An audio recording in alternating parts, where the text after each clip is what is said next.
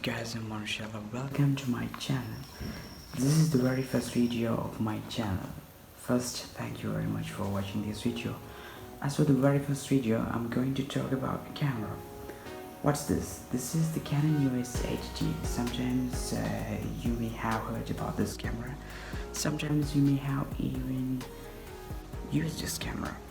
So let's see how by using a 9-year-old camera in 2025 can we use this camera for anything like photography or videography in 2025 in this year. Let's see. So this camera was released in 2016. It's a DSLR, so if you know that today the technology is mirrorless, so the 8D is a DSLR and it's an APS-C camera. So first let's talk about the build quality or the design of this camera. So this camera, as I told you, a DSLR, it has a really good body. The ergonomics is really nice. I have used this camera and I want to tell you, this is the camera I got the start to photography. So my uncle's camera is also an 8D. Still I use that. It's one of the greatest cameras I have used. So with my experience I can say that the ergonomics is it's really nice. I can say that the camera has a really good grip, especially when comparing with some most of like this is like changing with the time. It actually has a really good grip. That's something pretty difficult to see in mirrorless cameras. Okay, so the design, the body is good, button layout is really nice. It's easy to find the buttons. You can control the camera. You have some good, like it has two control wheels. You can control, so when shooting manually it's a really good thing. So overall the layout, the everything external design of the camera is really nice. And another thing is, this is a weather sealed camera, so you can use this camera in some tough conditions as well. Okay, then another thing, and this is like one of the most important things to talk about in most of the Canon cameras. So this 8G has a very angle display. You can use this display especially when you are vlogging. Okay, so if you are doing videos without any other ones, okay, you are doing videos just with you, no anyone else. So in this case, this feature of the screen is really important. So, and it's coming with a touch screen, so that's really important to you, so you can control everything by touching. That's really nice. So the next thing, the image sensor. So as I told you before, this is an APS-C camera, so this camera has an APS-C sensor. It has 24.2 megapixels. Sometimes you might think the 24.2 it's not like very enough at all. So you think we need to have some more megapixels in the camera we are buying. It's actually depending on the conditions. So sometimes, in some cases, and generally, when having more megapixels, it's actually good to like in post-processing, like especially when you're cropping, you have to crop, especially actually as a standard we have to keep what we want in the frame, in the photo, in the image, so we don't want anything else. So in those cases we have to crop the image. So in that case you have to crop the photo, so having more megapixels is pretty important in those cases. So this one has 24.2 megapixels. That's like actually not bad at all. it's pretty good. Even in modern cameras you can see 24 megapixels.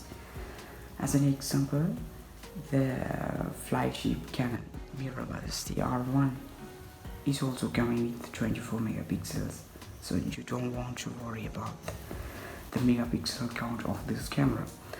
So in the next, the ISO performance. So this camera can record, you can take photos or videos from ISO 100 to 16,000, and you can expand it up to 25,600 in photo mode, right? So the ISO performance is like pretty good. It's not like very good at all when comparing with some of the cameras at that time. It's okay, but not the perfect. But you can use this for some works. It's pretty good. The AF system, autofocus system, is the another thing.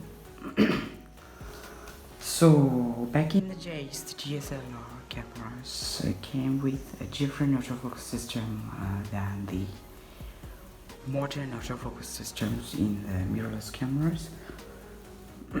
So this 80D has 45-point autofocus system in the OVF. So this camera has a little bit hybrid autofocus system. You can use those 45 autofocus points associated with the OVF, and you have an autofocus system which is with the live view. So, and this is the place we have to talk specially.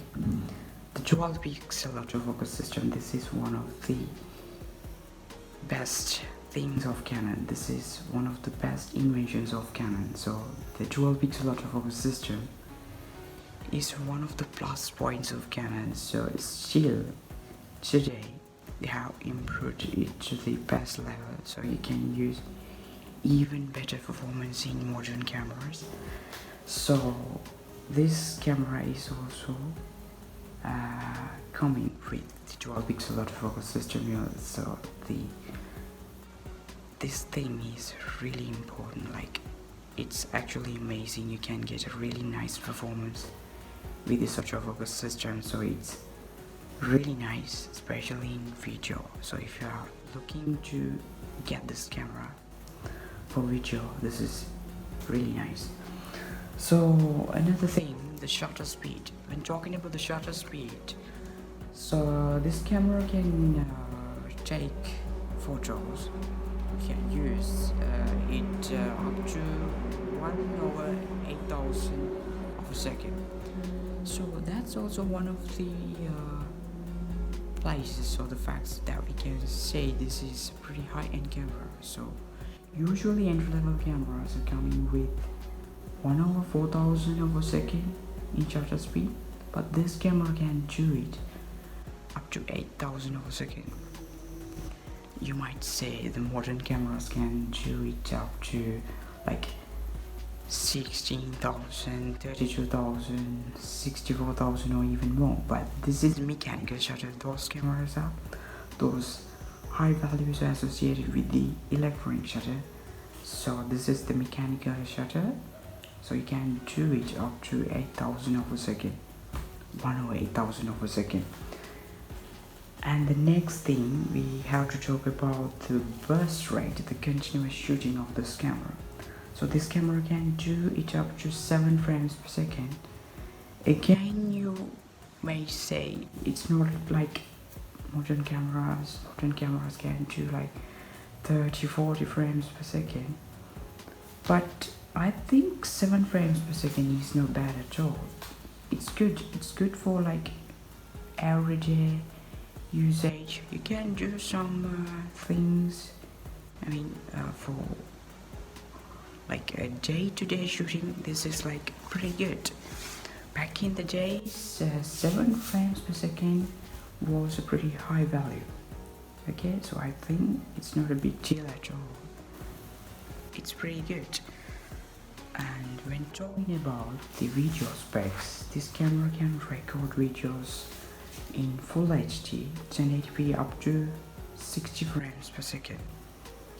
So you can use this for like slow motion 60 frames per second, and you can shoot in 30 frames per second and 20 frames per second as well. So it's a pretty good camera, as I told you before, with that advanced autofocus system, dual pixel autofocus system. This is a really good camera for video.